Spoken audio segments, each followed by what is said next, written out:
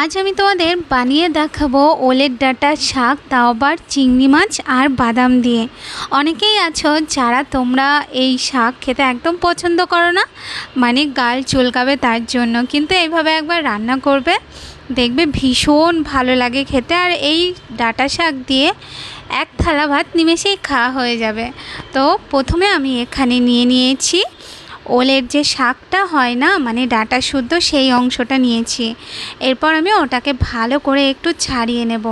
আর ওলের ডাঁটার যে শাকটা রান্না হয় সেটা সবসময় চেষ্টা করবে যে পাতাগুলো সেগুলো যেন একটু কচি থাকে। যখন বড় বড় হয়ে যাবে সেগুলো দিয়ে কিন্তু শুধু বড়াই খাওয়া যায়, আর একটু তিতো তিতো মতন লাগে। আর এই শাকটা রান্না করবে যখন, তখন একটু কচি কচি দেখে পাতাগুলোই কিন্তু কিনে নিয়ে আসবে। তো দেখো এখানে আমার শাকটা ভালো মতন করে কাটা হয়ে গেছে।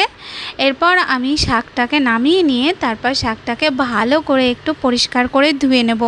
আর এই শাকটা বানানোর জন্য আমাদের যেটা লাগছে সেটা হলো একটু বেশি করে পেঁয়াজ, আর লাগছে একটা বড় সাইজের রসুন। তো এখানে আমি বড় বড় সাইজের দুটো পেঁয়াজকে ভালো করে কুচি করে নিয়েছি। আর যে রসুনটা, সেই রসুনটাকেও আমি ভালো করে ছাড়িয়ে নিয়েছি। এরপর আমি শাকের মধ্যে দেওয়ার জন্য আমি বেশ খানিকটা লঙ্কা নিয়ে নেব। এটা ঝাল ঝাল হলে খেতে ভীষণ ভালো লাগে। তো লঙ্কাটাও আমি কেটে নিয়েছি। এরপর আমি কড়াইয়ের মধ্যে সরষের তেল দিয়ে তারপর যে পেঁয়াজ, রসুন আর লঙ্কাটা আমি ছাড়িয়ে রেখেছিলাম সেটাকে আমি দিয়ে দেবো। এরপর ভালো করে এটাকে নাড়িয়ে চাড়িয়ে একটু নরম হওয়া পর্যন্ত ভেজে নিতে হবে।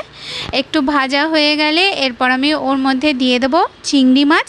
তো এটা তোমরা চিংড়ি মাছ ছাড়াও কিন্তু বানিয়ে নিতে পারো, কিন্তু চিংড়ি মাছ দিলে আরও বেশি ভালো লাগে। এরপর আমি ওর মধ্যে দিয়ে দেবো লবণ আর হলুদ। তো এখানে আমি লবণ হলুদ একেবারেই দিয়ে দিচ্ছি, পরে আমি আর দেব না। এরপর ভালো করে চিংড়ি মাছটাকে 3-4 মিনিটের মতন একটু ভেজে নেব।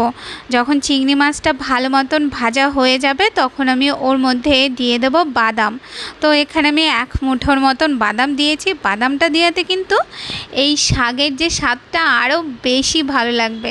এরপর বাদামটাকে একটু ভেজে নিয়ে তারপর শাকটা দিয়ে নাড়িয়ে চাড়িয়ে নিয়ে তারপর ঢাকা দিয়ে 3-4 মিনিটের মতন একটু রান্না করে নিতে হবে।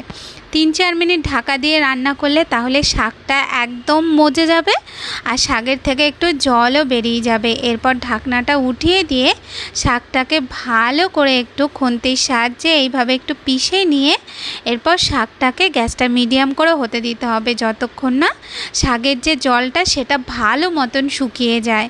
এরপর শাকটাকে ভালো মতন করে একটু রান্না করে নিতে হবে গ্যাসটা জোর দিয়ে, যেন একদম শুকনো শুকনো হয়ে যায়। তো এই যে দেখো এখানে শাকটা কিন্তু একদম শুকনো শুকনো হয়ে গেছে। আর এটা গরম গরম ভাতের সাথে খেতে যে এত ভালো লাগে, যদি তোমরা না খেয়ে থাকো তাহলে অবশ্যই ট্রাই করো।